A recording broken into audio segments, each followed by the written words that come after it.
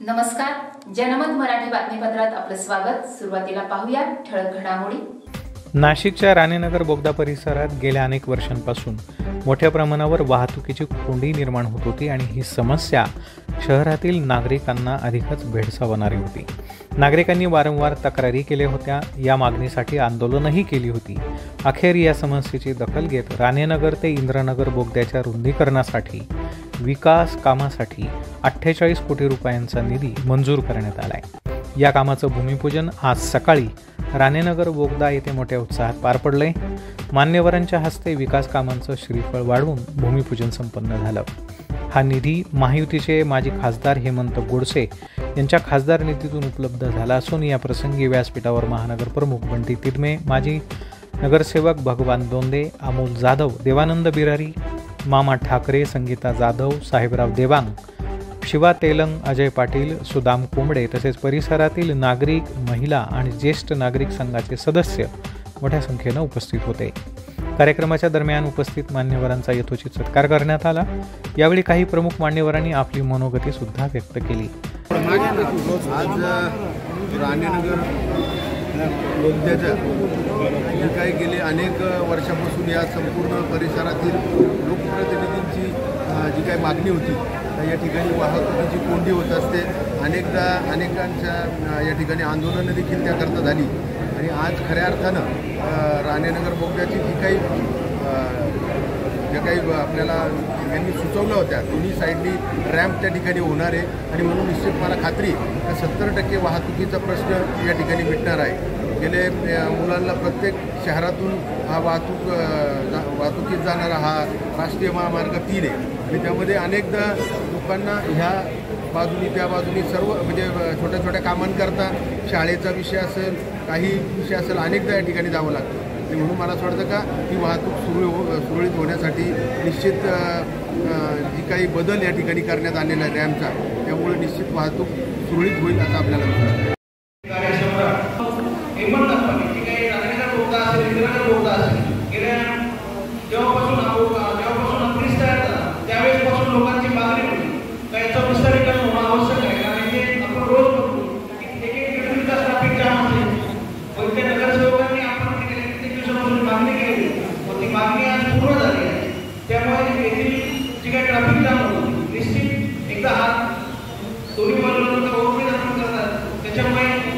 तो मार्ग traffic jam होईल, निश्चित त्यातून मार्ग निघणार आहे। त्याबद्दल सुद्धा मी हेमंतांचे आभार मानतो व आपण विनंती करतो की यानंतर लवकर इंद्रायणी बोगद्याचे उद्घाटन करून त्याचे काम लवकर चालू करा, कारण तिथे सुद्धा एकदम गंभीर परिस्थिती आहे ट्रॅफिक जाम।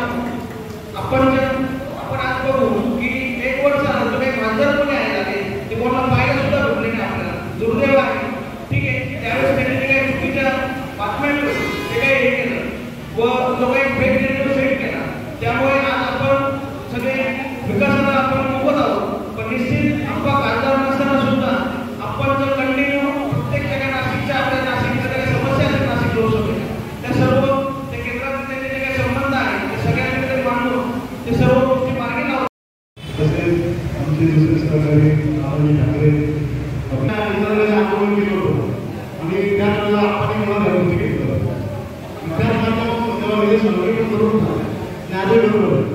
आणि तेव्हा आपण सांगितलं होतं की म्हणजे संपूर्ण नाशिकला पहिले कुठलं झालं असेल आपल्या भागातले या 2 कामाला मंजुरी आपण आणली होती आणि ती सकाळ झाले काम दिलं झालं। पण याच्यामध्ये वेगळी एक शंका आहे, आपल्याला सांगितलं की तुम्ही असं ठरवलं हा बोलता इकडे 6 मीटर आणि या साईडला 6 मीटर असं न करता हा असं कंटिन्यू झाला आणि तो काम तिकडनं पडून झाला म्हणजे हा बोलता कंटिन्यू पुढे झाला असं प्लॅनिंग केलं। त्याच्यावर थोडंसं आपण लक्ष घालून काय करता येईल अजून ते करता येईल खऱ्या अर्थाने। आज जर बघितलं तर आज 70% आपण माणूस बनवलं, नंतर बाकीच्या पुढच्या बघू आपण नंतर जे काही घरी खासदार ते केलं म्हणून त्याचा आपल्याला पुढच्या वेळेला घ्यावं लागेल आणि आपल्या ज्यांनी काही गोष्टी घ्यावं आपण माझ्या पूर्ण करू त्यांच्या नाट्यामध्ये काम झालं खूप अर्थ झालं। पण मला काय वाटत नाही तेवढे मला सांगायचं तर आपण घ्यावं त्यांना सांगा झाला आपण खासदार नसताना सुद्धा आता आपल्याला आणि सगळ्यात महत्त्वाचं एक गोष्ट लाडकी बहीण होती ना, त्याच्यामध्ये फॉर्म भरले पहिले 28 स्कीम आली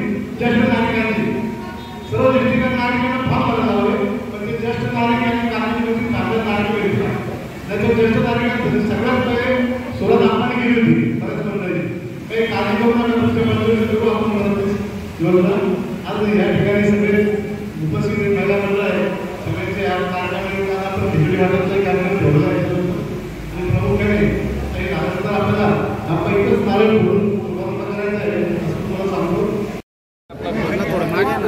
आज राणेनगर बोगद्याच्या जे काही गेले अनेक वर्षापासून या संपूर्ण परिसरातील लोकप्रतिनिधींची जी काही मागणी होती या ठिकाणी वाहतुकीची कोंडी होत असते.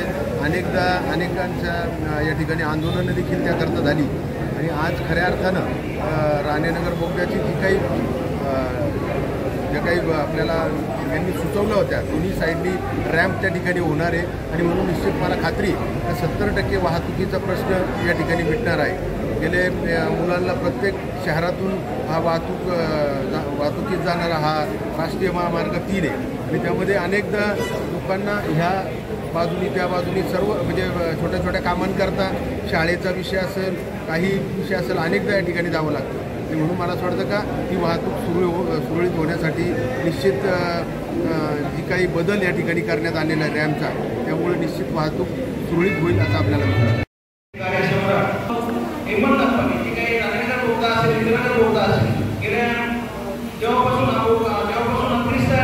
त्यावेळेसपासून लोकांची मागणी होती त्याचं विस्तारीकरण होणं आवश्यक आहे. कारण ते आपण रोज बघतो की 1 किलोमीटर ट्रॅफिक जाम असेल पण त्या नगरसेवकांनी आपण कित्येक दिवसापासून मागणी केली व ती मागणी आज पूर्ण झाली आहे. त्यामुळे येथील जी काही ट्रॅफिक जाम होती निश्चित एकदा हात दोन्ही बाजूला ओळखले जातात त्याच्यामुळे तो मार्ग जे काही ट्रॅफिक जाम होतो निश्चित त्यातून मार्ग निघणार आहे. त्याबद्दल सुद्धा मी हेमंतचे आभार मानतो व आपण विनंती करतो की यानंतर लवकर इंदिराजी बोगद्याचे उद्घाटन करून त्याचे काम लवकर चालू करा. कारण तिथे सुद्धा एकदम गंभीर परिस्थिती आहे ट्रॅफिक जाम. आपण आज बघू की 1 वर्ष झालं तर काही मांजर कोणी आहे ते कोणाला पाहायला सुद्धा भेटले नाही आपल्याला. दुर्दैव आहे.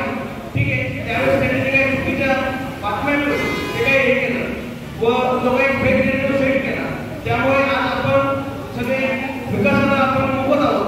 पण निश्चित आपला खासदार नसताना सुद्धा आपण जर कंटिन्यू प्रत्येक ठिकाणी नाशिकच्या आपल्या नाशिकच्या काही समस्या आहेत नाशिक लोकसभेच्या त्या सर्व ते केंद्रात त्याचे जे काही संबंध आहेत ते सगळ्यांकडे मांडून ते सर्व गोष्टी मार्गी लावतात. तसेच आमचे दुसरे सहकारी आरोग्य ठाकरे आंदोलन केलं होतं आणि त्यावेळेला आपण मला घरगुती घेतलं तेव्हा सर्वे करून नादे बरोबर आणि तेव्हाच आपण सांगितलं होतं की ह्याच्या जो वृत्ती म्हणजे संपूर्ण नाशिकला पहिले कुठलं झालं असेल आपल्या भागातले या 2 कामाला मंजुरी आपण आणली होती आणि ती सकाळ झाले काम पुढे दिलं झालं. पण याच्यामध्ये वेगळी एक शंका आहे आपल्याला सांगितलं की तुम्ही असं ठरवलं हा बोलता इकडे 6 मीटर आणि या साईडला 6 मीटर असं न करता हा असं कंटिन्यू झाला आणि तो काम तिकडनं वरतून झाला म्हणजे हा बोलता कंटिन्यू पुढे झाला असं प्लॅनिंग मध्ये त्याच्यात थोडंसं आपण लक्ष घालून काय करता येईल अजून ते करता येईल. खऱ्या अर्थाने आज जर बघितलं तर आज 70% आपला प्रॉब्लेम झाला नंतर बाकीच्या पुढच्या नंतर जे काही जरी ते केलं म्हणून त्याच्या आपल्याला पुढच्या घ्यावं लागेल आणि आपल्या ज्यांच्या काही गोष्टी किंवा आपण माझ्या पूर्ण करू त्यांच्या नाट्यामध्ये काम झालं खूप अर्थ झालं मला काय वाटत नाही बोलले मला काही सांगायचं तर आवडलं त्यांना सांगा झाला आपण घालत नसेल सुद्धा आपल्याला करून दिलं आणि सगळ्यात महत्त्वाच्या एक गोष्ट लाडकी बहीण होती ना त्याच्यामध्ये फॉर्म भरले पहिले 28 टी मागायची ज्येष्ठ नागरिकांची सर्व दृष्टीने नागरिकांना फॉर्म भरायला लावले पण ते ज्येष्ठ नागरिकांची काळजी होती चांगल्या नागरिक घेतला त्याच्या ज्येष्ठ नागरिकांमध्ये सगळ्यात पहिले सुरुवात आपण केली होती बऱ्याच मंडळी काही काळजी करून नका दुसऱ्या मंडळीचं करू आपण म्हणत योजना. आज या ठिकाणी सगळे उपस्थित महिला मंडळ आहे सगळ्यांचे या कार्यक्रमाला आपण खिचडी वाटपचं कार्यक्रम ठेवला आहे आणि प्रमुख्याने काही नागरिकांना आपल्याला आपण एकच नारळ फोडून बंद करायचं आहे असं तुम्हाला सांगतो.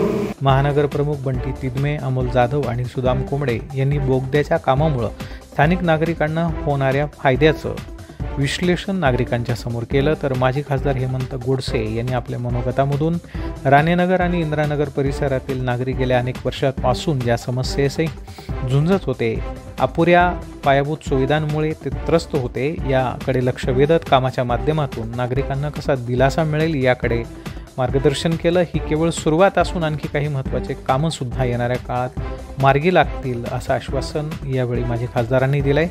कार्यक्रम यशस्वीपणे पार पाडण्यासाठी स्थानिक कार्यकर्त्यांनी परिश्रम घेतले. ब्युरो रिपोर्ट, जनमत मराठी न्यूज, नाशिक.